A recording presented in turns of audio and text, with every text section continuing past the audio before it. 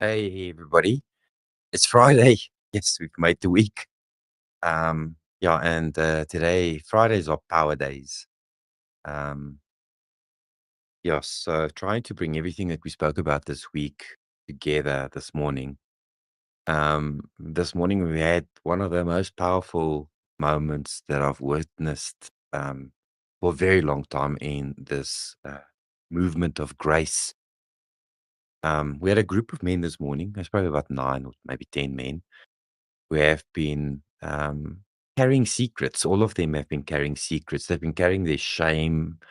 They've been silent. They've been wearing masks. They just dropped everything this morning: the shame, the secrets, the masks, and then they stepped into the truth. And it wasn't little truth. It wasn't half truth.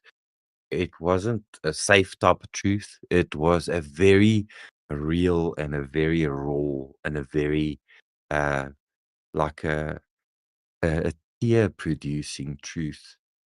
Tears. And what happened next was like a holy moment.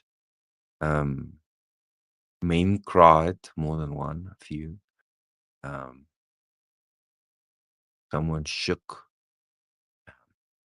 Someone confessed. Um, Men broke open. Um, And you may think that this is some sort of weakness. It's absolutely not weakness. It's honesty. I'm reminded of that saying that says meekness is not weakness, but power under perfect control. To be humble in heart and to face the pain and to feel the pain is a type of power that needs to be controlled. So, and then a new guy, a minister in a ministry, a leader, a man that's probably been looked up by many, and trusted by even more people, probably stepped into God's marvelous light this morning, and he experienced God's grace and truth for him. There was no performance. Um, he didn't hide behind his Bible. He didn't pretend. He just simply said, like, basically, I'm done with the darkness. I'm done with secrecy. I'm done. He even used the word "gatful." I'm done with double living double standards, double lives. And when he did that, the whole atmosphere shifted. It's online, so I don't know how it works. There's still an atmosphere. Feels like you're together. But the whole atmosphere shifted, and I think heaven moved. I think heaven came crashing into the space that we held together, in our minds, in our spirits. Um, so when truth meets mercy, righteousness gives us peace. And that is exactly what we experienced this morning. We felt it. Our hearts have forever been changed. It was like watching darkness pack its bags and flee the room, flee the space, the room that is our hearts. One man dared to speak, step into the light, and then everybody moved. One man stepped and everyone moved. And that's the thing about darkness. It doesn't fight honesty. There's no fight. Just darkness can't fight honesty. Can't. It just leaves.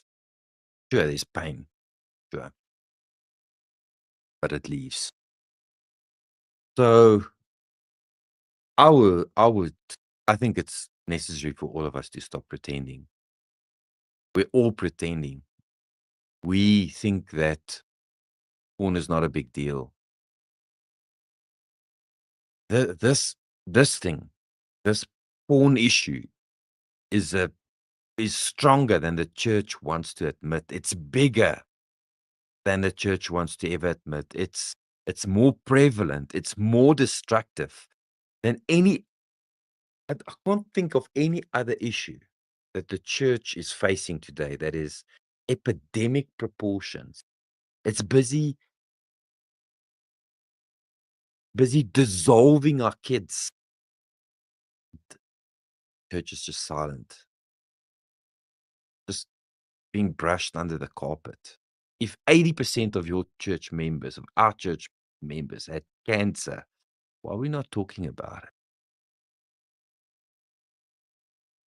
Something that's ignored, it's over spiritualized, it's explained away.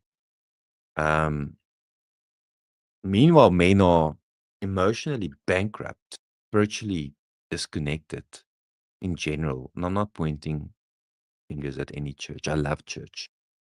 We just living these double lives and dying inside while lifting their hands in worship.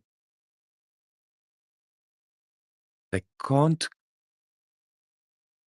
Let me say it like this. I think they can mentally agree with God's truth, but have zero emotional capacity left to actually live it out. And like I fall into that trap as well.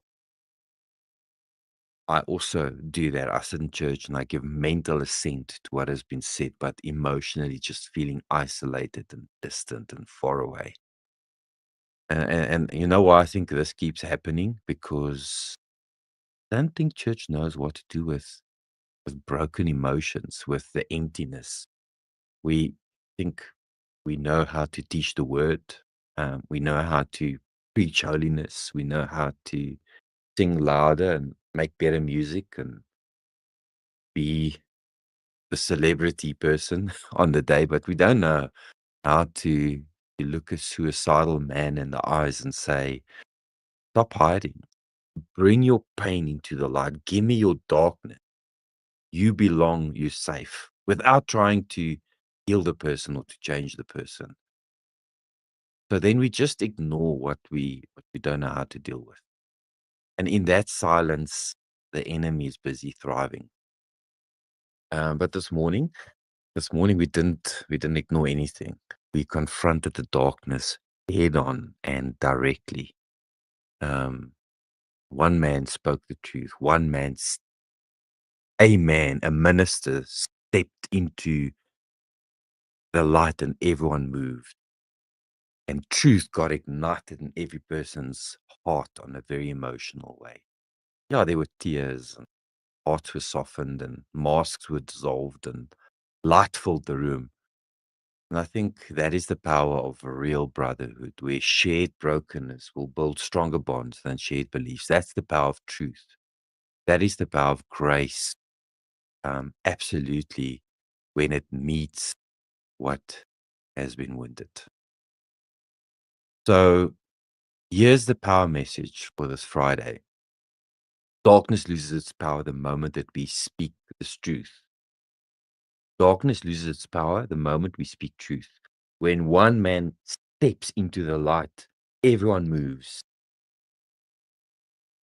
When truth, painful, ugly, disgusting truth meets mercy, righteousness kisses peace. Meekness is not weakness, but power under perfect control. And all of these things won't happen if we try harder. They're not going to happen when we hide better. They're not going to happen when we pretend to be strong, but they happen when we speak, when we confess, when we step out of the shadows into God's light in a safe space. If you don't know where to find a safe space, please contact me. This week has shown us um, pain, and we talk Mondays about pain. There's proof and there's a plan. And today we're talking about power, and we're talking about the power of being honest, power of truth, the power of vulnerability, the power of community, and the power of grace. I'd like you to hear me. We're talking about these things because they're absolutely real. And I think this is what revival would look like here, at least. Not lights and crowds and noise and stages and all of the other hoo-ha things. They're all nice. but it's when men and women step into truth and we can experience how darkness flees, how it runs away. Thanks for listening.